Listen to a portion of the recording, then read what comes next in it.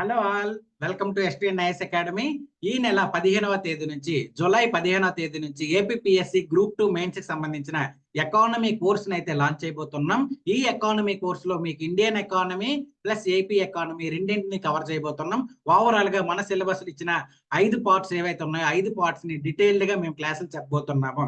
అయితే మీలో చాలా మందికి ఒక క్వశ్చన్ రావచ్చు, ఆల్రెడీ మేము ఇండియన్ ఎకానమీ ఏపీ ఎకానమీని చదివేశాము, 1 or 2 టైమ్స్ కూడా రివిజన్ చేసేసాము.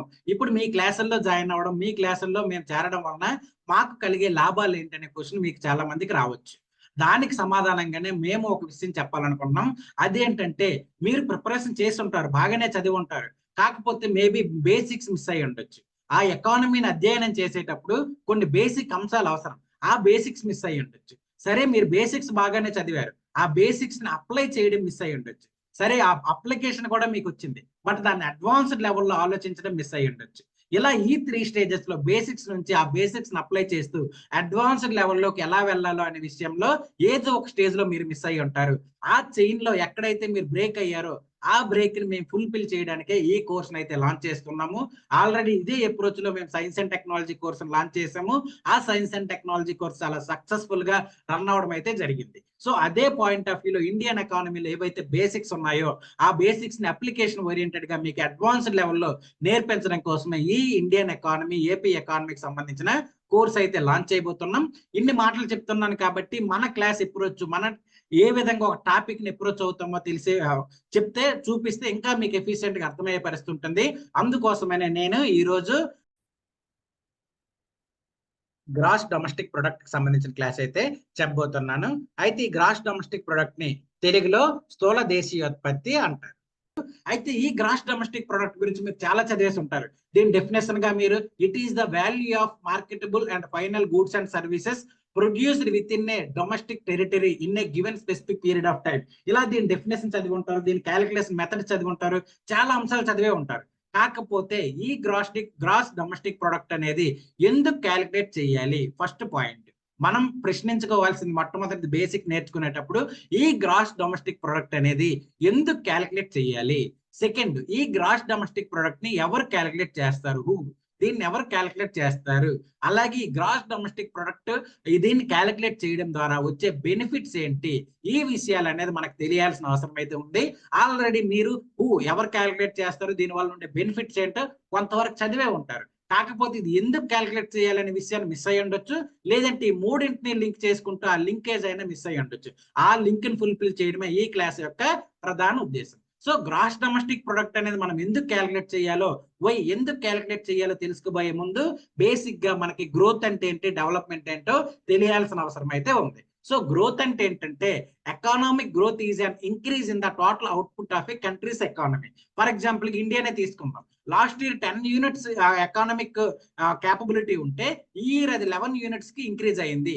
ఈ ఇంక్రీజ్ అయిన అవుట్పుట్ నే, ఈ 1% నే, 1 యూనిట్ నే మనం ఎకనామిక్ గ్రోత్ గా చెప్పుకునే పరిస్థితి అయితే ఉంటుందన్నమాట. సో టోటల్ అవుట్పుట్ ఏదైతే ఒక కంట్రీస్ ఎకానమీలో ఉంటుందో ఆ కంట్రీ ఎకానమీలో ఆ టోటల్ అవుట్పుట్ ఇంక్రీజ్ అయితే దాన్ని ఎకనామిక్ గ్రోత్ గా చెప్పుకునే పరిస్థితి అయితే ఉంటుంది. అయితే ఈ అవుట్పుట్ అనేది దేన్ని బేస్ చేసుకుని ఉంటుందంటే, goods and services produced in the economy over a period of time. ఒక కంట్రీలో, ఒక పర్టికులర్ టెరిటరీలో గూడ్స్ అండ్ సర్వీసెస్ ప్రొడ్యూస్ అయ్యాయి ఒక particular period of time. For example ఈ పీరియడ్ ఆఫ్ టైం లో మనకి షార్ట్ టర్మ్ ఉంటుంది, అంతే. ఫర్ ఎగ్జాంపుల్ ఒక 3 మంత్స్ కానీ 6 మంత్స్ కానీ అట్లా ఉంటుంది. ఆ 3 మంత్స్ 6 మంత్స్ లో ఆ పర్టికులర్ కంట్రీలో ఎన్ని గూడ్స్ అండ్ సర్వీసెస్ ప్రొడ్యూస్ అయ్యాయి, ఆ ప్రొడ్యూస్ అవడం ద్వారా ఎకానమీ, అందులో ఉన్న ఎకానమిక్ క్యాపబిలిటీ ఎంత ఇంక్రీజ్ అయిందో చెప్పేదే మనకి ఎకనామిక్ గ్రోత్ గా చెప్పుకునే పరిస్థితి అయితే ఉంటుంది అనమాట. సో ఈ economic growth is usually good sign for a country's economy. ఒక కంట్రీలో ఎకనామిక్ గ్రోత్ జరిగిందంటే డెఫినెట్ గా ఆ కంట్రీకి అది గుడ్ సైన్ గా కనిపిస్తుంది. కాకపోతే however it does not always equate to improvement in the overall quality of life or economic welfare in the country.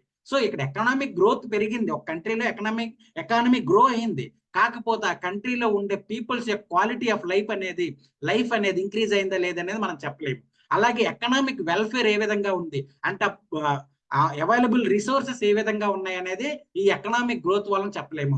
అలాగే ఆర్థిక అసమానతలు ఏవైతే ఉంటాయో, ఎకనామిక్ ఇన్ఈక్వాలిటీస్ ఏవైతే ఉన్నాయో అవి ఎంతవరకు ఫుల్ఫిల్ అయ్యాయి, లేదంటే ఎంత అసమానతలు ఉన్నాయనే విషయాలు అయితే మనం ఈ గ్రోత్ ద్వారా, ఈ గ్రోత్ క్యాలిక్యులేషన్ ద్వారా చెప్పలేకపోయే పరిస్థితి ఉంటుంది అనమాట. సో అందుకోసం మనం ఈ ఏవైతే క్వాలిటీ ఆఫ్ లైఫ్ లేదనుకుంటే ఎకనామిక్ వెల్ఫేర్ ని క్యాలిక్యులేట్ చేయాలంటే మనకి డెవలప్మెంట్ అనేది అవసరం, ఎకనామిక్ డెవలప్మెంట్ అనేది అవసరం. సో అందుకోసం మనం డెవలప్మెంట్ గురించి కూడా తెలుసుకోవాల్సిన అవసరం ఉంది.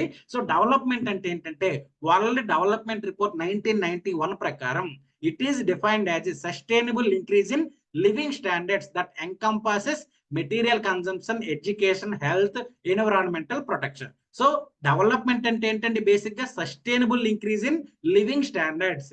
అది ఏ విధంగా ఉండాలి?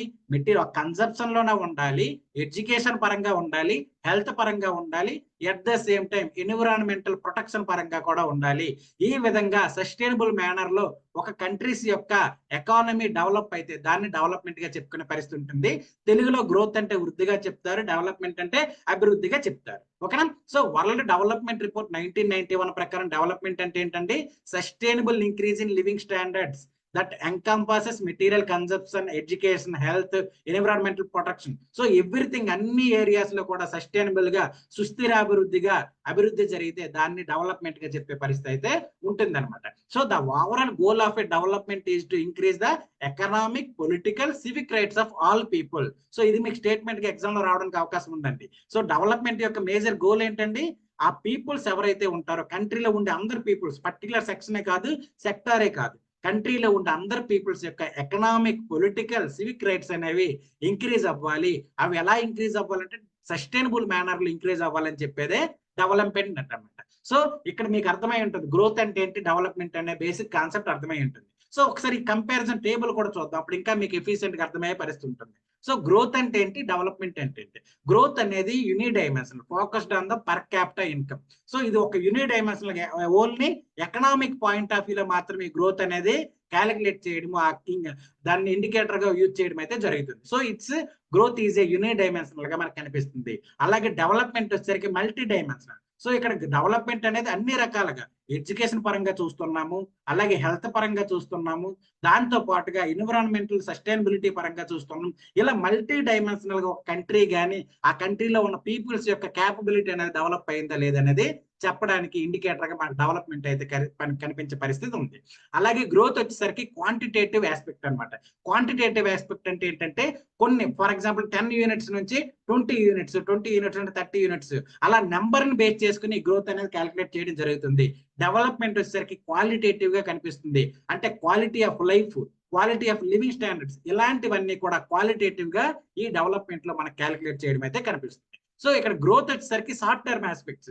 యాక్చువల్గా ఇది 3 మంత్స్ కి ఒకసారి, 6 మంత్స్ కి ఒకసారి, 1 ఇయర్ కి ఒకసారి, మాక్సిమం బిలో 1 ఇయర్ ఎక్కువగా ఈ గ్రోత్ అనేది క్యాలిక్యులేట్ చేయడం కనిపిస్తుంది. డెవలప్మెంట్ వచ్చేసరికి లాంగ్ టర్మ్ ఆస్పెక్ట్ గా అనిపిస్తుంది, అంటే 1 ఇయర్, 2 ఇయర్స్ కి, 3 ఇయర్స్ కి ఒక కంట్రీ ఎలా డెవలప్ అయింది, ఏ విధంగా ముందుకెళ్ళింది, ఇలాంటి విషయాలన్నీ కూడా మనకు డెవలప్మెంట్ లో కనిపించే పరిస్థితి ఉంటుంది. గ్రోత్ వచ్చేసరికి ఫోకస్ ఆన్ ఎండ్ సోల్, అంటే ఫైనల్ అవుట్పుట్, ఆ కంట్రీ ఎకానమీలో ఏదైతే ఫైనల్ అవుట్పుట్ ఉంటుందో ఆ ఫైనల్ అవుట్పుట్ మీద మాత్రమే గ్రోత్ ఫోకస్ చేస్తూ ఉంటుంది.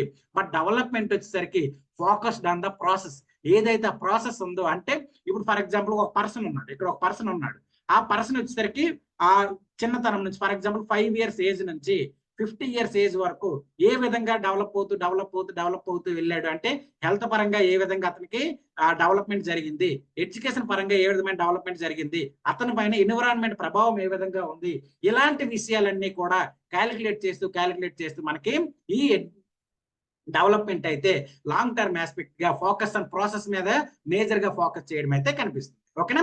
సో ఇక్కడ ఈ పర్టికులర్ గ్రోత్ వచ్చేసరికి concern with the economy. Growth వచ్చేసరికి మేజర్ గా దేని మీద ఫోకస్ చేస్తుందండి? ఎకానమీ. అంటే ఎకానమీ ఇంక్రీజ్ అయిందా, డిక్రీజ్ అయిందా, ఈ విషయాలు మాత్రమే గ్రోత్ అనేది ఫోకస్ చేయడం కనిపిస్తుంది.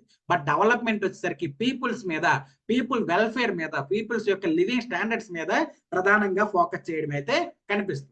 సో ఫైనల్ గా మనం ఇక్కడ ఒక కన్క్లూజన్ డ్రా చేయొచ్చండి. అదేంటంటే development is equal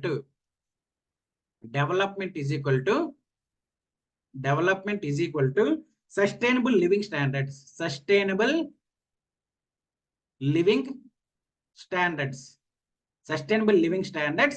plus economic growth. ఓకేనా? ఇది మనం చెప్పొచ్చా లేదా?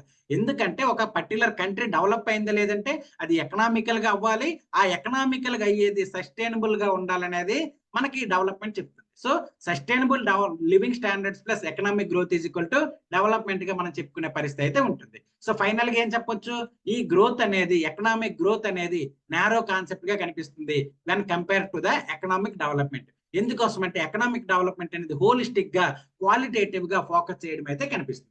ఇది బేసిక్ గా మనకి గ్రోత్ అంటే ఏంటి, డెవలప్మెంట్ అంటే ఏంటి అనే కాన్సెప్ట్ యొక్క బేసిక్ అవగాహనకు సంబంధించిన ఇన్ఫర్మేషన్.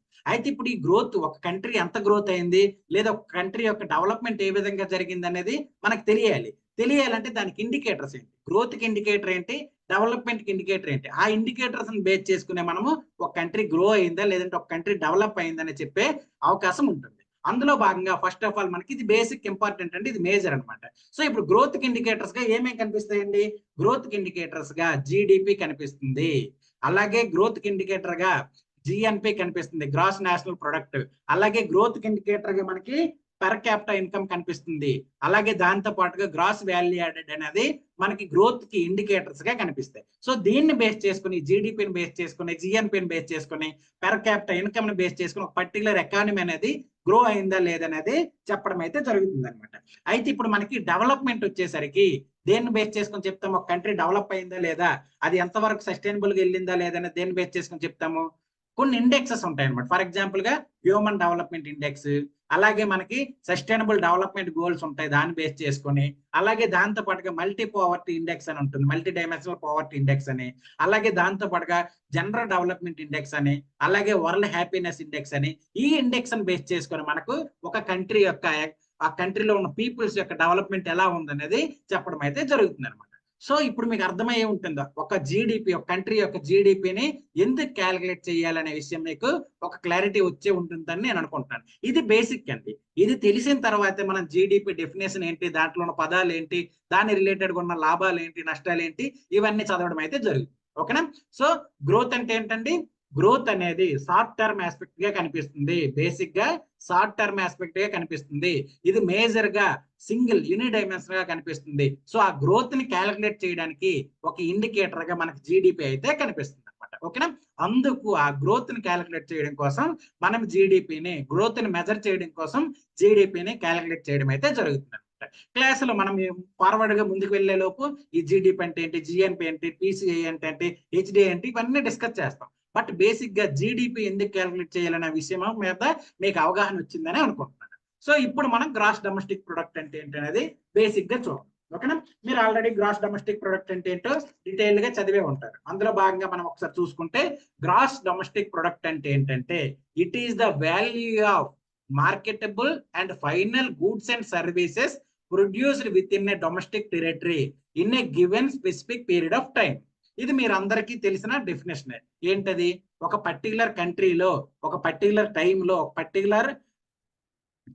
ఒక పర్టికులర్ కంట్రీలో ఎన్ని అయితే మార్కెటబుల్ గూడ్స్ అండ్ సర్వీసెస్ ఉంటాయో, లేదంటే ప్రొడ్యూస్ అయిన value of the final goods and service ఉంటుందో దాన్నే గ్రాస్ డొమెస్టిక్ ప్రొడక్ట్ గా చెప్పడం అయితే జరుగుతుందని మీ అందరికీ తెలిసే ఉంటుంది. So it is the value of marketable and final goods and services produced with in A domestic territory in a given specific period of time. So ఇక్కడ మీరు గుర్తుపెట్టుకోవాల్సింది ఏంటంటే ఇక్కడ వాల్యూ అంటే ఏంటి, వాల్యూ ఆఫ్ మార్కెటబుల్ అన్నారు. వాల్యూ అంటే ఏంటో తెలియాల్సిన అవసరం ఉంది, మార్కెటబుల్ అంటే ఏంటో తెలియాల్సిన అవసరం ఉంది, ఫైనల్ గూడ్స్ అండ్ సర్వీస్ అంటే ఏంటో తెలియాలి, డొమెస్టిక్ టెరిటరీ అంటే ఏంటో తెలియాలి, స్పెసిఫిక్ పీరియడ్ ఆఫ్ టైం అంటే ఏంటో తెలియాలి. అవి తెలిసినప్పుడు మాత్రమే మనకి ఈ జీడిపి కాన్సెప్ట్, ఈ డెఫినేషన్ మీద మంచి పట్టు ఉన్నట్టు, లేదనుకుంటే దాని మీద మంచి అవగాహన ఉన్నట్టు చెప్పొచ్చు అనమాట. అయితే బేసిక్ ఒకసారి మనం చూద్దాం. ఈ జీడిపిని ఎవరు క్యాలిక్యులేట్ చేస్తారంటే 2019 ముందు వరకు NSSY అని ఉండేదండి, నేషనల్ శాంపిల్ సర్వే ఆఫీస్ అని ఉండేది. వాళ్ళు 2019 ముందు వరకు క్యాలిక్యులేట్ చేసేవాళ్ళు. తర్వాత మనకి NSSO plus national sample survey office plus central statistic office, ఈ రెండు కలిపి NSO గా నేషనల్ స్టాటిస్టికల్ ఆఫీస్ గా కన్వర్ట్ అయ్యి ఈ నేషనల్ స్టాటిస్టికల్ ఆఫీస్ ఏదైతే NSO ఉందో ఈ NSO వచ్చేసరికి గ్రాస్ డొమెస్టిక్ ప్రొడక్ట్ ని క్యాలిక్యులేట్ చేయడం అయితే జరుగుతుంది. ఎప్పటి నుంచి అండి, 2019 నుంచి. అంతకు ముందు వరకు నేషనల్ శాంపిల్ సర్వే ఆఫీస్ ఏదైతే ఉందో వాళ్ళు ఈ గ్రాస్ డొమెస్టిక్ ప్రొడక్ట్ ని క్యాలిక్యులేట్ చేసేవాళ్ళు. సో ఇప్పుడు నేను కొత్తగా చెప్తాను, లేదంటే బేసిక్స్ నుంచి చెప్తానని మీకు ఆల్రెడీ స్టార్టింగ్ లో చెప్పాను కదా. ఆ బేసిక్స్ ఏంటంటే ఇందులో ఉండే ప్రతి టర్మ్, వాల్యూ అంటే ఏంటి, మార్కెటబుల్ అంటే ఏంటి, ఫైనల్ గూడ్స్ అండ్ సర్వీస్ అంటే ఏంటి, వీటన్నింటి గురించి కూడా ఇప్పుడు మనం తెలుసుకుందాం. బేసిక్ గా first of all value, first పదం ఏంటంటే వాల్యూ. వాల్యూ అంటే ఏంటి, ఫర్ ఎగ్జాంపుల్ ఈ పెన్ ఉంది, ఈ పెన్నుకి వాల్యూ ఏ విధంగా వస్తుంది? దాని ప్రైస్ ని బేస్ చేసుకుని వస్తుంది. లేదా మీ చేతిలో ఫోన్ ఉంది, ఆ ఫోన్ కి వాల్యూ దేన్ని బేస్ చేసుకొని చెప్తాం? ప్రైస్ ని బేస్ చేసుకొని చెప్తాం. So value nothing but price of the product అనమాట. ఆ ప్రొడక్ట్ యొక్క వాల్యూ ఆ ప్రైస్ ని బేస్ చేసుకొని చెప్తాము. సో ఇప్పుడు ఆ ప్రైసెస్ అనేవి మన టూ టైప్స్ గా చెప్పడం జరుగుతుంది. అందులో బేసిక్ గా కరెంట్ ఇయర్ మీద ఉన్న ప్రైసెస్, అలాగే కాన్స్టెంట్ ఇయర్ మీద ఉన్న ప్రైసెస్ ని బేస్ చేసుకొని ఆ ప్రొడక్ట్ యొక్క వాల్యూ అయితే చెప్పడం జరుగుతుంది. అయితే కరెంట్ ఇయర్ ప్రైసెస్ ఏంటి, కాన్స్టెంట్ ఇయర్ ప్రైసెస్ ఏంటో ఒకసారి మనం ఇప్పుడు డీటెయిల్ గా చూద్దాం. సో కరెంట్ ఇయర్ ప్రైసెస్ ఏంటంటే ప్రెజెంట్ ఇప్పుడు ఫర్ ఎగ్జాంపుల్ గా 2024 ఉంది. ఆ 2024లో క్వాంటిటీ ఎంత? ఫర్ ఎగ్జాంపుల్ 10 క్వాంటిటీ ఉంది. ఆ ప్రొడక్ట్ యొక్క ప్రైస్ ఎంత? 10. అంటే ఓవరాల్ గా ఈ ప్రొడక్ట్ యొక్క 10 ప్రొడక్ట్స్ ఏవైతే 10 వస్తువులు 10 పెన్స్ ఉన్నాయో ఆ 10 పెన్స్ యొక్క వాల్యూ ఎంత అండి? 100 రూపాయలు.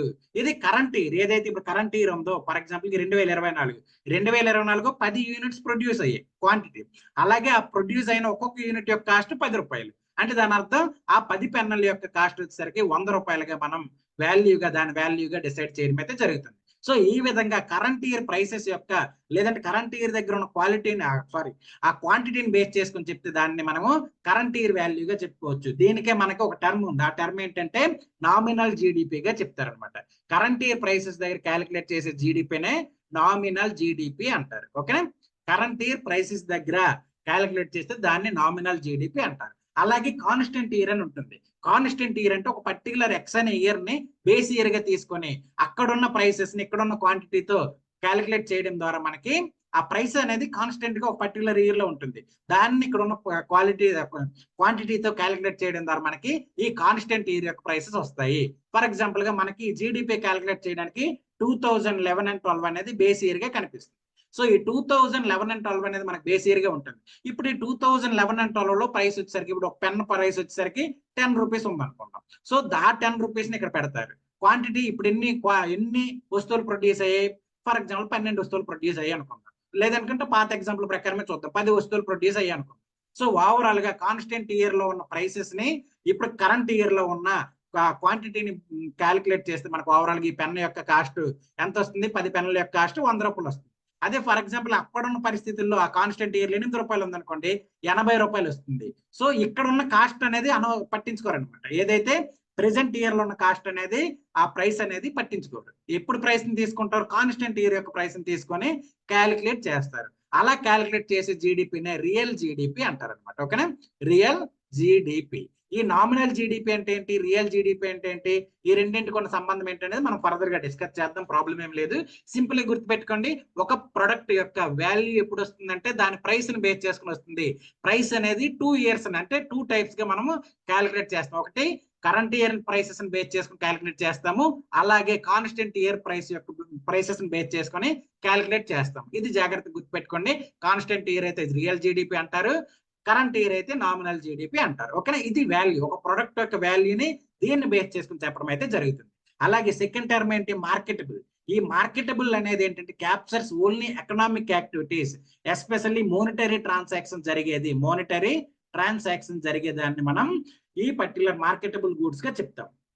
ఇప్పుడు మనకి వస్తువులు ఒకరి నుంచి ఇంకొకరి వరకు మార్పిడి అవుతాయి. అలా మార్పిడి అయినంత మాత్రాన అక్కడ జీడిపి లేదంటే అక్కడ ఎకనామీ జనరేషన్ జరిగింది అంటే జరగదు. అక్కడ మానిటరీ ట్రాన్సాక్షన్ అనేది జరగాలి. అంటే మనీ అనేది ఎక్స్చేంజ్ జరగాలి. ఆ ఎక్స్చేంజ్ జరిగినప్పుడు మాత్రమే మనకి ఆ ఎకానమీ యొక్క వాల్యూ అనేది ఇంక్రీజ్ అవడమో డిక్రీజ్ అవడమో జరుగుతుంది. కాబట్టి మార్కెటబుల్ అంటే ఏంటంటే captures only economic activities, means monetary activities మాత్రమే క్యాప్చర్ చేస్తుంది. ఇది బార్టర్ సిస్టమ్ అంటే వస్తు మార్పిడి పద్ధతి అంటారు. వస్తువులు ఒకరికి ఇప్పుడు నాకు పెన్ కావాలి, మీకు పుస్తకం కావాలి. మీరు నా దగ్గర ఉన్న పుస్తకాన్ని తీసుకొని మీ దగ్గర ఉన్న పెన్ను నాకు ఇస్తే అది బార్టర్ సిస్టమ్ అంటారు. అలాగే హౌస్ హోల్డ్ వర్క్స్, ఇప్పుడు ఇంట్లో మన అమ్మ నాన్న లేదంటే మన చెల్లి అక్క వీళ్ళందరూ పనులు చేస్తుంటారు. వాళ్ళు చేసే పనులు హౌస్ హోల్డ్ వర్క్స్ అంటారు. అక్కడ మానిటరీ ట్రాన్సాక్షన్ అనేది జరగదు. కాబట్టి జాగ్రత్తగా గుర్తుపెట్టుకోండి, అక్కడ జరిగే ప్రతి యాక్టివిటీని క్యాలిక్యులేట్ చేయరండి. యాక్టివిటీలో మానిటరీ ట్రాన్సాక్షన్ జరిగితేనే మీకు జీడిపి క్యాలిక్యులేషన్ లో కన్సిడర్ చేస్తారు. సో హౌస్ హోల్డ్ వర్క్స్ కూడా క్యాలిక్యులేట్ చేయరు. అలాగే చారిటబుల్ యాక్టివిటీస్ ఉంటాయి, వాటిని కూడా క్యాలిక్యులేట్ చేయరు. ఓన్లీ ఎకనామిక్ మానిటరీ ట్రాన్సాక్షన్ జరిగిన దానికి మాత్రమే క్యాలిక్యులేట్ చేయడం అయితే జరుగుతుంది. సో వాల్యూ అనేది ఏంటి, మార్కెటబుల్ అంటే ఏంటో మీకు క్లారిటీ వచ్చింది అనుకుంటున్నాను. Next term final goods and services అనుకున్నాం కదా. ఫైనల్ గూడ్స్ అండ్ సర్వీసెస్ తెలుసుకునేటప్పుడు ఇంటర్మీడియట్ గూడ్స్ అండ్ సర్వీసెస్ గురించి కూడా మనకు తెలియాల్సిన అవసరం ఉంది. సో ఇక్కడ ఫైనల్ గూడ్స్ అండ్ సర్వీసెస్ అంటే ఏంటంటే these goods which does not undergo the transformation by the hands of the producer. ఎవరైతే ప్రొడ్యూసర్స్ ఉంటారో ఆ ప్రొడ్యూసర్ చేతిలో ఈ ప్రొడక్ట్స్ అనేవి వేరే ప్రొడక్ట్స్ గా కన్వర్ట్ అవ్వవు. అలా అవ్వని ప్రొడక్ట్స్ ఏవైతే ఉంటాయి వాటిని ఫైనల్ గూడ్స్ గా చెప్తారు. అలాగే ఇంటర్మీడియట్ గూడ్స్ అంటే ఏంటంటే these goods which will undergo transformation by the hands of the producer. ఎవరైతే ప్రొడ్యూసర్స్ ఉంటారో వాళ్ళు దాన్ని వేరే ప్రొడక్ట్ గా కన్వర్ట్ చేస్తే దాన్ని ఇంటర్మీడియట్ గూడ్ గా చెప్పుకునే పరిస్థితి అయితే ఉంటుంది. సో ఈ ఫైనల్ గూడ్స్ లో no value addition by the producer. ఈ పర్టికులర్ ఏదైతే ఫైనల్ గూడ్స్ ఉన్నాయో ఆ ఫైనల్ గూడ్స్ లో వాల్యూ ఎడిషన్ అనేది ఏమీ జరగదు. అందుకోసమే దీన్ని మనం జీడిపి క్యాలిక్యులేషన్ లో ఫైనల్ గూడ్స్ మాత్రమే తీసుకుంటాం. మీకు ఎగ్జామ్ లో స్టేట్మెంట్ ఎట్లా ఇస్తారు తెలుసా? GDP calculates goods and service of a particular country అంటాడు. గూడ్స్ అండ్ సర్వీసెస్ కాదండి, ఫైనల్ గూడ్స్ అండ్ సర్వీసెస్. జాగ్రత్త గుర్తుపెట్టుకోండి, only final goods and services నే మనము జీడిపి క్యాలిక్యులేషన్ లో తీసుకుంటాము, అన్ని గూడ్స్ ని కాదు. జాగ్రత్త గుర్తుపెట్టుకోవాలి. ఈ ఇంటర్మీడియట్ గూడ్స్ లో ఏం జరుగుతుంది? వాల్యూ ఎడిషన్ అనేది జరుగుతుంది. సో ఇక్కడ ఫైనల్ గూడ్స్ కి ఎగ్జాంపుల్ గా తీసుకుంటే కన్జ్యూమర్ గూడ్స్, క్యాపిటల్ గూడ్స్ ఎలా ఉంటాయి. అయితే ఇక్కడ మీకు చిన్న ఎగ్జాంపుల్ చెప్తాను. ఇంకోటి గుర్తుపెట్టుకోండి, ఒకే product at the same time final good గా ఇంటర్మీడియట్ గూడ్ గా కూడా ఉండడానికి అవకాశం ఉంది. For example real time example, మీరు అందరూ టీ బాగా తాగుతారు, టీ ఇష్టం మీకు. సో దానిలో భాగంగానే ఒక ఎగ్జాంపుల్ తీసుకుంటే ఫైనల్ గూడ్ అంటే ఏంటి, ఇంటర్మీడియట్ గూడ్ అంటే ఏంటని క్లారిటీ రావడానికి అవకాశం ఉంటుంది. ఫర్ ఎగ్జాంపుల్ కి తీసుకుందాం, షుగర్ ఉంది. ఫర్ ఎగ్జాంపుల్ షుగర్ ఉంది. ఈ షుగర్ వచ్చేసరికి మీరు డైరెక్ట్ గా home purpose, house hold purpose కోసం బై చేశారు. బై చేసి డైరెక్ట్ గా మీరు టీయో కాఫీయో ఇంకేదో ఒకటి చేసుకొని తాగారు. తాగితే అదేమైంది, మీకు ఈ షుగర్ వచ్చేసరికి ఫైనల్ గూడ్ గా కనిపిస్తుంది. ఎందుకంటే ఇది డైరెక్ట్ గా కన్సెప్ట్ అయిపోతుంది. బట్ ఇదే షుగర్ ఉంది, ఈ షుగర్ వచ్చేసరికి ఒక బేకరీ వాడు ఉన్నాడు, ఒక బేకరీ వాడు కొన్నాడు. ఆ బేకరీ వాడుకొని ఈ షుగర్ను ఉపయోగించుకుని ఏం చేశాడు, కేక్ ని తయారు చేశాడు, లేకపోతే ఇంకేదో స్వీట్ ని తయారు చేశాడు. సో ఇక్కడ ఏమవుతుంది, ఈ షుగర్ వచ్చేసరికి బేకరీ వాడికి ఇంటర్మీడియట్ గూడ్ గా కనిపిస్తుంది, ఇంటర్మీడియట్ గూడ్ గా కనిపిస్తుంది. ఈ కేక్ గానీ స్వీట్ గానీ వచ్చేసరికి ఫైనల్ గూడ్ గా మారిపోతుంది. బట్ ఈ షుగర్ వచ్చేసరికి నీకు అంటే మన హౌస్ హోల్డ్ పర్పస్ లో తీసుకున్నప్పుడు ఫైనల్ గూడ్ గా కనిపిస్తుంది. ఓకేనా, అర్థమైందా? సో ఇక్కడ ఏం జరిగింది, bakery ward point of view ఈ షుగర్ వచ్చేసరికి ట్రాన్స్ఫర్మేషన్ జరిగింది. ఏ విధంగా, షుగర్ నుంచి కేక్ గానో స్వీట్ గానో ట్రాన్స్ఫార్మ్ అయ్యింది. బట్ మీ కేసులో, హౌస్ హోల్డ్ కేసులో వచ్చేసరికి షుగర్ డైరెక్ట్ గా కన్సెప్ట్ అయిపోయింది, ఫైనల్ గూడ్ గా మారిపోయే పరిస్థితి. ఈ విధంగా ఒక పర్టికులర్ గూడ్ వచ్చేసరికి ఎట్ ద సేమ్ టైం అంటే వేరు పర్సన్స్ దగ్గర అది ఫైనల్ గూడ్ గా ఉంటుంది, ఇంటర్మీడియట్ గూడ్ గా ఉంటుంది. ఇంకొక చిన్న ఎగ్జాంపుల్ కూడా చూసుకుందాం ఒకసారి. ఇంకొకటి నా క్లాసులో, ఈ ఎకానమీ క్లాసులో మేజర్ గా ఎలా అంటే రియల్ టైమ్ ఎగ్జాంపుల్స్ బేస్ చేసుకుని మీకు ఎకానమీ ఎక్స్ప్లెయిన్ చేయడం జరుగుతుందండి. ఓవరాల్ గా బేసిక్స్ ని అప్లై చేయడం, అప్లై చేసిన అడ్వాన్స్డ్ ఎలా లెర్న్ చేయడం తెలుస్తుంది. వీటంతటిని సింప్లిఫైడ్ ఎగ్జాంపుల్స్ తో, ఈ రియల్ టైమ్ ఎగ్జాంపుల్స్ తో నేను మీకు ఎకానమీ అయితే చెప్తాను. ఖచ్చితంగా మీకు ఎకానమీలో మంచి అవగాహన వచ్చేలాగైతే చేస్తాను. ఇంకొక ఎగ్జాంపుల్ తీసుకుందాం, ఎందుకంటే ఇది కొద్దిగా ఇంట్రెస్టింగ్ కాన్సెప్ట్ కాబట్టి. ఫర్ ఎగ్జాంపుల్ కి తీసుకుందాం, టొమాటోసే ఉన్నాయి. మీ అందరూ టొమాటో చిప్స్ అవన్నీ బాగా తింటుంటారు కాబట్టి ఒకసారి టొమాటో ఒకసారి తీసుకుందాం, టొమాటోస్ ఒకసారి తీసుకుందాం. ఈ టొమాటోస్ వచ్చేసరికి మనం హౌస్ హోల్డ్ పర్పస్ తీసుకున్నప్పుడు డైరెక్ట్ గా కన్సెప్ట్ చేసేస్తాం.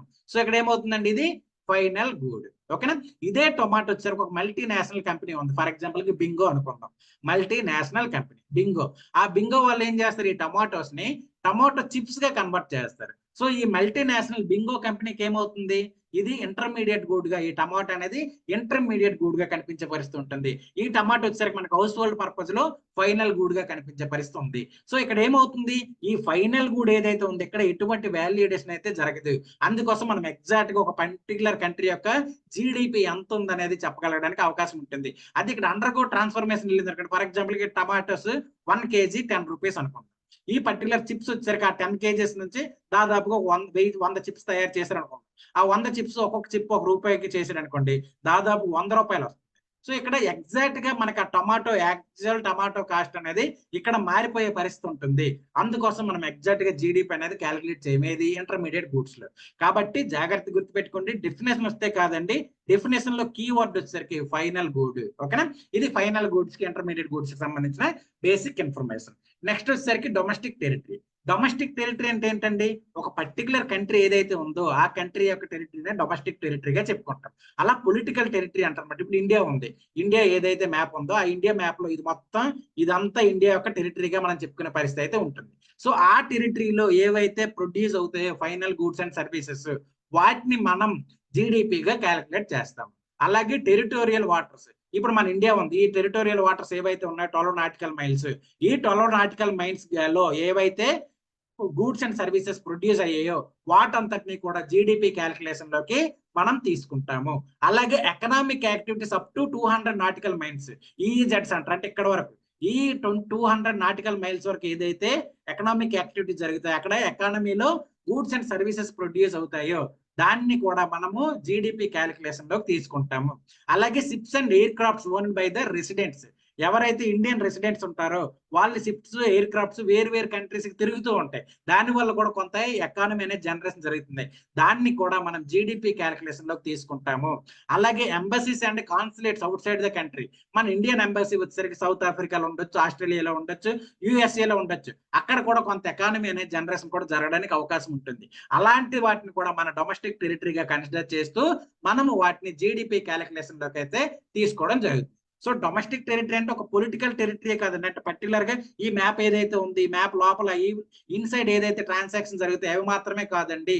ఈ పర్టికులర్ 3-4 పాయింట్స్ ఏవైతే ఉన్నాయో ఇవి మేబీ మీకు కొత్త అంశాలు అవ్వచ్చు. అందుకే ఇలాంటి కొత్త అంశాలు బేసిక్స్ నుంచి అప్లికేషన్ ఓరియంటెడ్ లో అడ్వాన్స్డ్ గా తీసుకెళ్లే క్లాసెస్ ఈ STNIS అకాడమీ ఎకానమీ క్లాసెస్ అన్నమాట. ఓకేనా?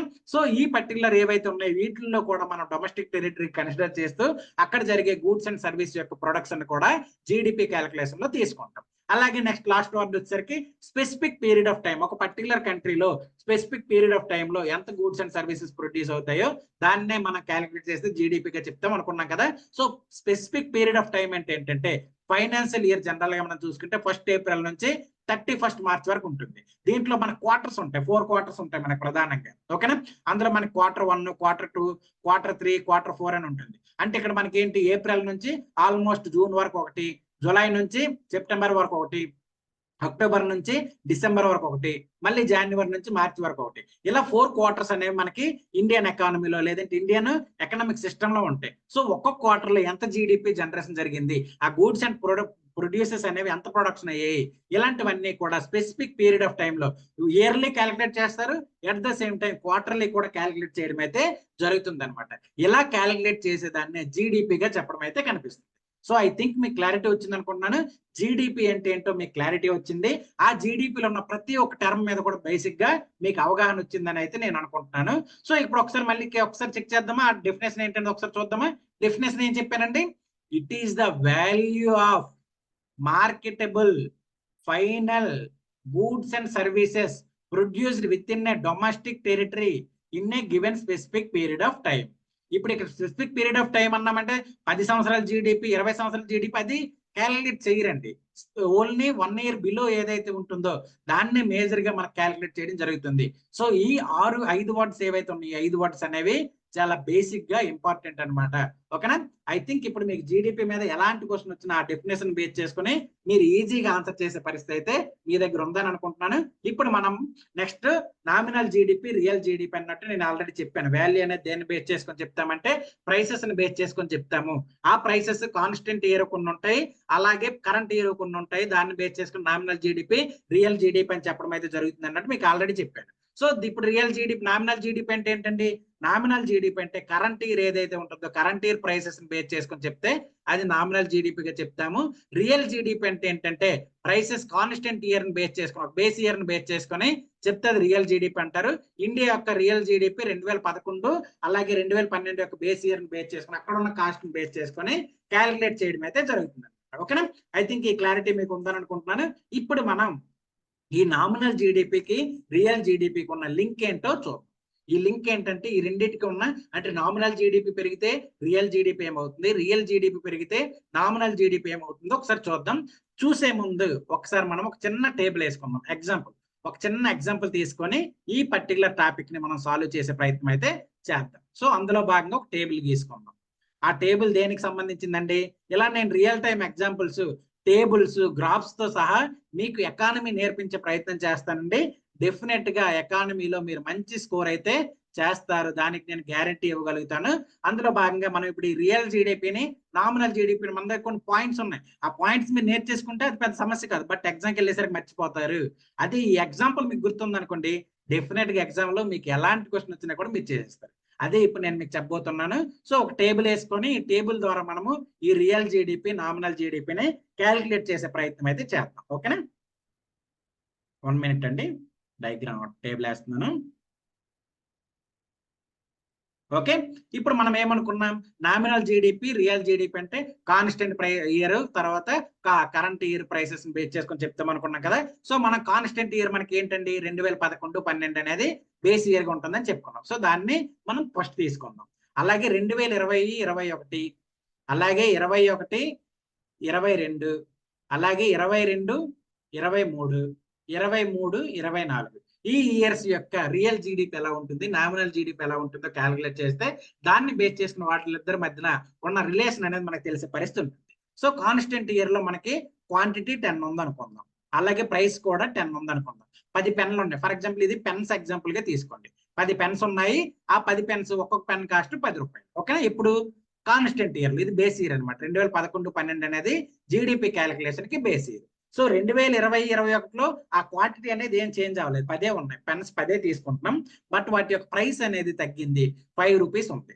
అలాగే నెక్స్ట్ వచ్చేసరికి 2021-22లో క్వాంటిటీ ఇంక్రీజ్ అయింది, అంటే 12 పెన్లు ఉన్నాయి, బట్ ప్రైస్ కూడా సేమ్ కాన్స్టెంట్ గా ఉంది. ప్రైస్ వచ్చేసరికి 5 రూపాయలు కానీ కాన్స్టెంట్ గా ఉంది. అదొక ఎగ్జాంపుల్ గా తీసుకున్నాం. అలాగే 2022-23లో మనకి క్వాంటిటీ 10 రూపాయలు, క్వాంటిటీ 10 ఉన్నాయి. అంటే ఇప్పుడు బేస్ ఇయర్ ఎలా ఉన్నాయి అలానే ఇక్కడ కూడా తీసుకున్నాం, బట్ ప్రైస్ కూడా సేమ్ 10 రూపాయలే ఉందన్నమాట. అంటే యాజ్ ఇట్ ఈజ్ గా బేస్ ఇయర్ ఎలా ఉందో 2022-23లో కూడా అలాగే ఉంది. ఇది జస్ట్ ఒక లేమన్ ఎగ్జాంపుల్ అండి, మీకు గుర్తుండాలనే ఉద్దేశంతో ఇప్పుడు నేను కొన్ని పాయింట్స్ చెప్తాను, ఆ పాయింట్స్ కి దీనికి అన్వయించుకున్నప్పుడు మీకు ఇంకా ఎఫిషియెంట్ గా అర్థమవుతుంది అనమాట. ఓకేనా, అలాగే నెక్స్ట్ వచ్చేసరికి మనం 2023-24లో క్వాంటిటీ మనకి ఇంక్రీజ్ అయింది అనుకుందాం, 15 యూనిట్స్ ఇంక్రీజ్ అయింది. ప్రైస్ వచ్చేసరికి 3 రూపాయలకి తగ్గిపోయింది, 3 రూపాయలకి డిక్రీజ్ అయ్యింది అని చూద్దాం.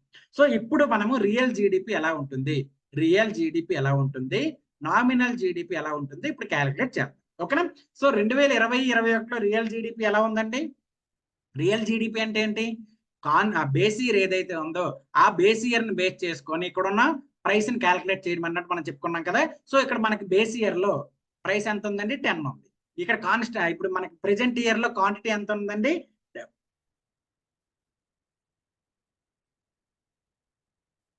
ఓకే.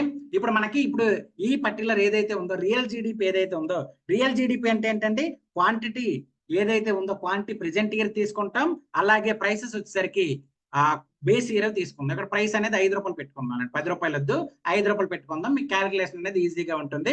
సో దాన్ని బేస్ చేసుకుని ఇక్కడ చెప్తాం. సో క్వాంటిటీ వచ్చేసరికి ఇక్కడ 10 రూపాయలు, క్వాంటిటీ వచ్చేసరికి ఇక్కడ 10 ఉన్నాయి, ప్రైసెస్ వచ్చేసరికి 5 రూపాయలుగా ఉంది ఇప్పుడు బేస్ ఇయర్. సో దాన్ని బేస్ చేసుకొని చెప్తే 10 × 5 క్వాంటిటీ ఇంటూ ప్రైసే దాని వాల్యూ కదా, 10 × 5 50 రూపీస్ జీడిపి.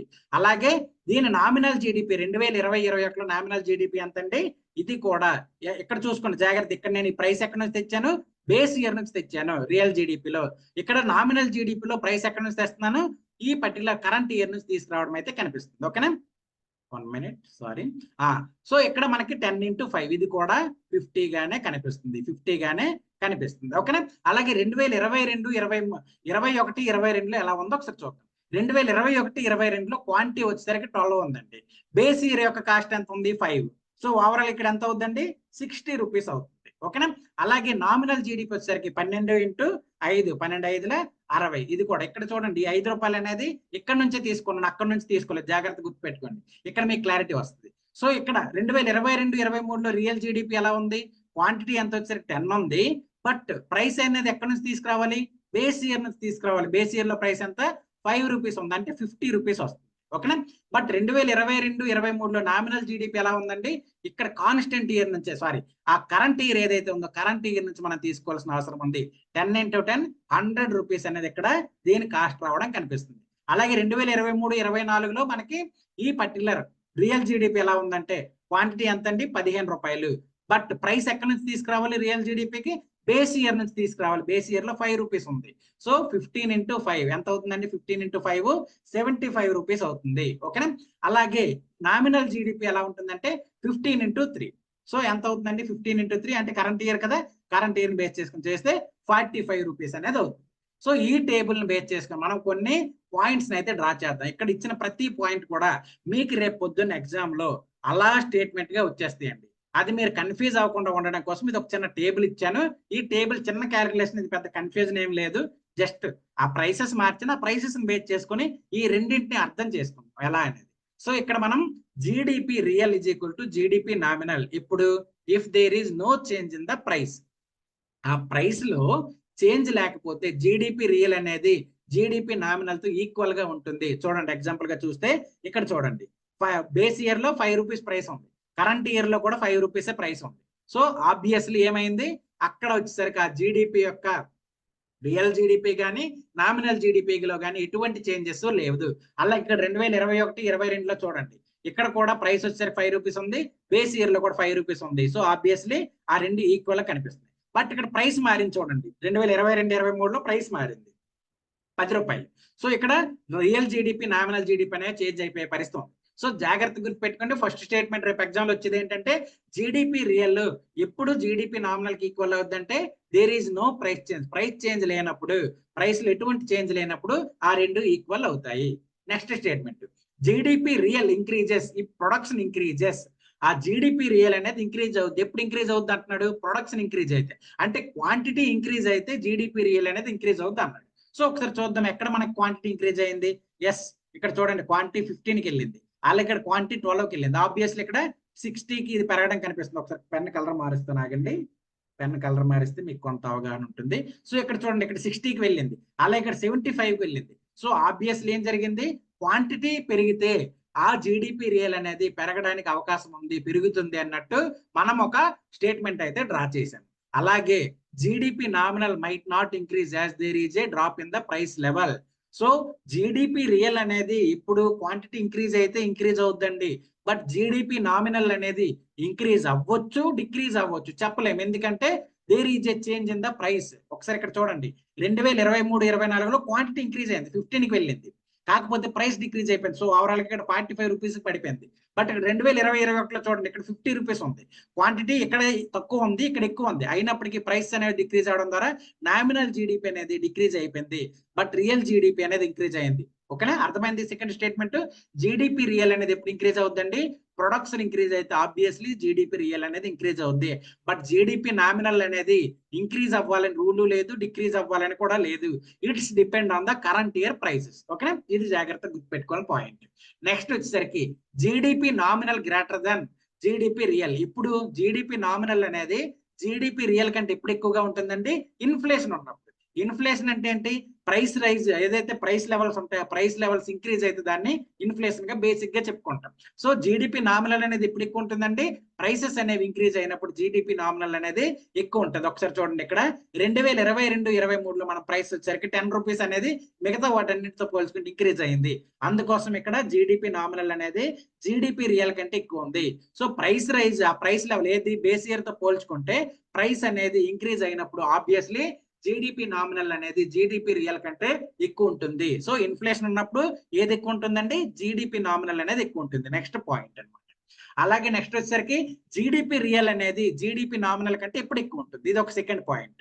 జీడిపి రియల్ అనేది జీడిపి నామినల్ కంటే ఎప్పుడు ఎక్కువ ఉంటుందండి, డిఫ్లేషన్, అంటే ప్రైస్ అనేది డిక్రీజ్ అయ్యేటప్పుడు. ఆ ప్రైస్ అనేది డిక్రీజ్ అయినప్పుడు ఆబ్వియస్లీ జీడిపి రియల్ అనేది ఎక్కువ ఉండి జీడిపి నామినల్ అనేది డిక్రీజ్ అవ్వడం కనిపిస్తుంది. ఒకసారి ఇక్కడ చూడండి 2023-24 బేస్ ఇయర్ లో ప్రైసెస్ 5 రూపాయలు ఉంటే ఇక్కడ ప్రైస్ వచ్చేసరికి 3 రూపాయలు ఉంది. సో అందువల్ల ఏమైంది, జీడిపి రియల్ అనేది ఇంక్రీజ్ అయింది, జీడిపి నామినల్ అనేది డిక్రీజ్ అయింది. సో దీన్ని బట్టి ఏం మనం కన్క్లూడ్ చేయొచ్చండి, జీడిపి రియల్ అనేది డిఫ్లేషన్ ఉన్నప్పుడు నామినల్ కంటే ఎక్కువ ఉంటుంది, జీడిపి నామినల్ అనేది ఇన్ఫ్లేషన్ ఉన్నప్పుడు జీడిపి రియల్ కంటే ఎక్కువ ఉంటుంది. ఇది జాగ్రత్తగా మీరు గుర్తుపెట్టుకోవాలని పాయింట్. ఇక్కడ ఏవైతే చెప్తున్నానో ఈ నామినల్ జీడిపి రియల్ జీడిపి మీద క్వశ్చన్ అడిగాడు అనుకోండి, పక్కాగా ఈ పాయింట్స్ ఇస్తాడు. ఈ టేబుల్ మీకు గుర్తుంటే ఇవన్నీ మీరు ఈజీగా డ్రా చేసి ఇచ్చు అనమాట. అంతకంటే ఇందులో ఎకానమీలో పెద్ద కష్టమేం లేదు, భయపడాల్సిన అవసరం లేదు. ఇలా సింప్లిఫైడ్ మేనర్ లో మనం చదువుదాం. అలాగే నెక్స్ట్ వచ్చేసరికి GDP real only affected by the production, where as the GDP nominal affected by the both quantity and prices. ఇది కూడా ఒక స్టేట్మెంట్ అనమాట. ఇక్కడ చూడండి జీడిపి రియల్ అనేది ఎప్పుడు మనకి చేంజ్ అయింది, ఆ క్వాంటిటీ చేంజ్ అయినప్పుడు మాత్రమే చేంజ్ అయింది. బట్ ఇక్కడ జీడిపి నామినల్ అనేది క్వాంటిటీ ప్రైస్ రెండు ఏది చేంజ్ అయినా కూడా జీడిపి నామినల్ అనేది చేంజ్ అయిపోతుంది.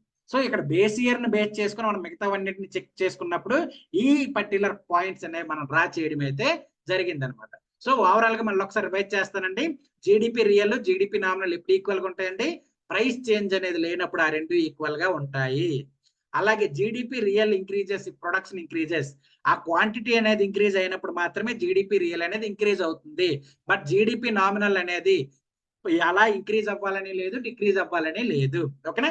నెక్స్ట్ పాయింట్, జీడిపి నామినల్ ఎప్పుడు ఎక్కువ ఉంటుందంటే జీడిపి రియల్ కంటే ఇన్ఫ్లేషన్ ఉన్నప్పుడు. అలాగే జీడిపి రియల్ ఎప్పుడు ఎక్కువ ఉంటుందంటే జీడిపి నామినల్ కంటే డిఫ్లేషన్ ఉన్నప్పుడు. జీడిపి రియల్ అనేది ప్రొడక్ట్స్ క్వాంటిటీని బేస్ చేసుకుని మాత్రమే ఎఫెక్ట్ అవుతుంది. బట్ జీడిపి నామినల్ వచ్చేసరికి క్వాంటిటీ ప్రైస్ రెండింటి వలన కూడా ఎఫెక్ట్ అవుతుంది. ఓకేనా. ఇదండి ఈ పర్టికులర్ స్లైడ్ మీకు గుర్తుంటే ఈ జీడిపికి సంబంధించిన క్వశ్చన్స్ అన్ని మీరు ఈజీగా ఆన్సర్ చేస్తారండి. ఈ 5 పాయింట్లే మీకు 99% ఎగ్జామ్ లో వస్తాయి. ఓకేనా.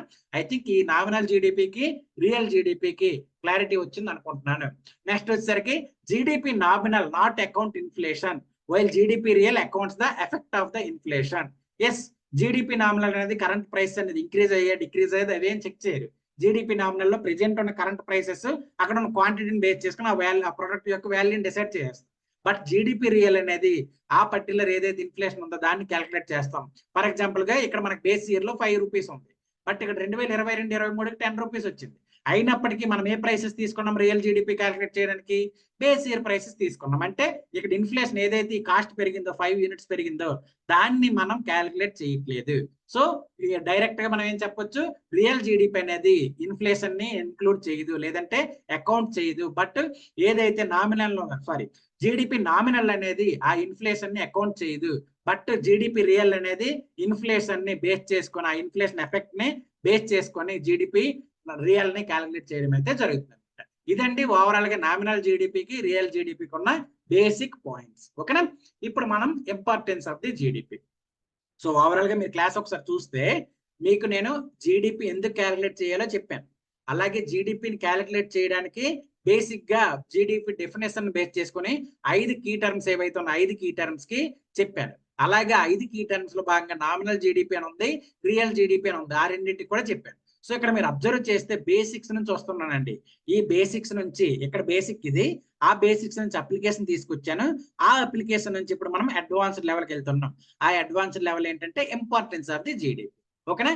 ఈ విధంగా ప్రతి లెక్చర్ ఉంటుందండి. ఓవరాల్ గా మనకి సిలబస్ లో ఎన్ని పాయింట్స్ ఉన్నాయో, ఎన్ని యూనిట్స్ ఉన్నాయో ప్రతి యూనిట్ కి ఇలానే బేసిక్స్ నుంచి నేను కవర్ చేసుకుంటూ వెళ్తాను.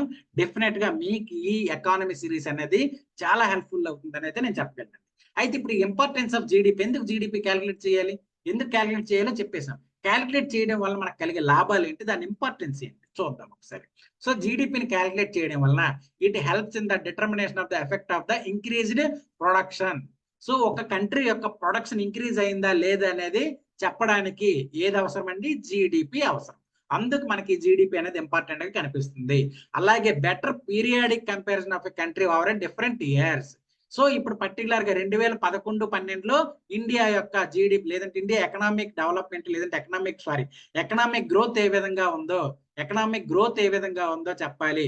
అలాగే 2020-21లో ఏ విధంగా ఉందో చెప్పాలి. ఇలా ఓవర్ పీరియడ్ ఆఫ్ టైమ్ లో ఇండియా ఏ విధంగా ఇంక్రీజ్ అవుతూ ఆ ఎకానమీని గ్రో చేసుకుంటూ వెళ్తుందో చెప్పాలంటే మనకి జీడిపి క్యాలిక్యులేషన్ అనేది అవసరం.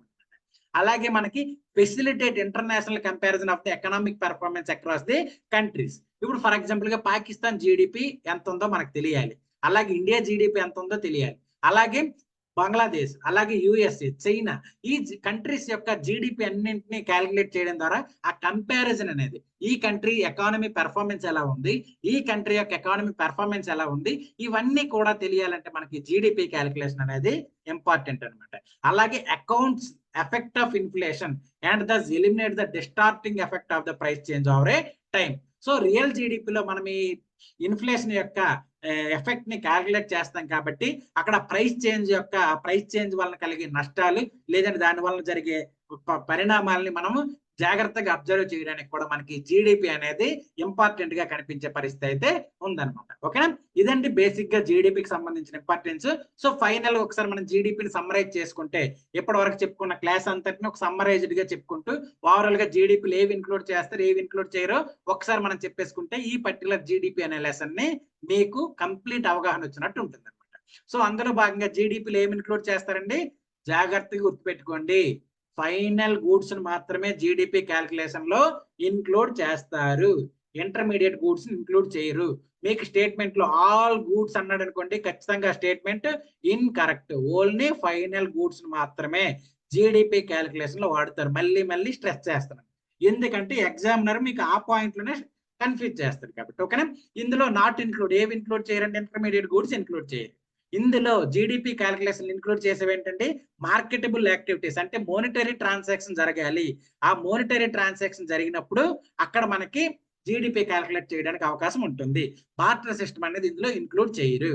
అలాగే బ్రోకరేజ్ సర్వీసెస్. ఇప్పుడు బ్రోకరేజ్ సర్వీస్ అంటే ఇప్పుడు రియల్ ఎస్టేట్ ఇలాంటి వీటిలో మనకి రిజిస్ట్రేషన్స్ అలాంటి వాటిలో బ్రోకరేజ్ సర్వీస్ ఉంటాయి. వాటిని కూడా జీడిపిలో ఇన్క్లూడ్ చేస్తారు. హౌస్ హోల్డ్ సర్వీస్ అనేవి ఇందులో ఇన్క్లూడ్ చేయరు. చెప్పుకున్నాం కదా ఆల్రెడీ, మన అమ్మ చేసే పని కానీ, మన నాన్న మన ఇంట్లో చేసే పని కానీ, అలాగే మన చెల్లి అక్క మన ఇంట్లో ఉండే ఆడవాళ్ళు చేసే పనులేవి కూడా హౌస్ హోల్డ్ సర్వీస్ అన్ని కూడా జీడిపిలో క్యాల్కులేట్ చేయరు. అలాగే జీడిపిలో సబ్సిడీస్ ఇన్క్లూడ్ అవుతాయండి, జాగ్రత్తగా గుర్తుపెట్టుకోండి.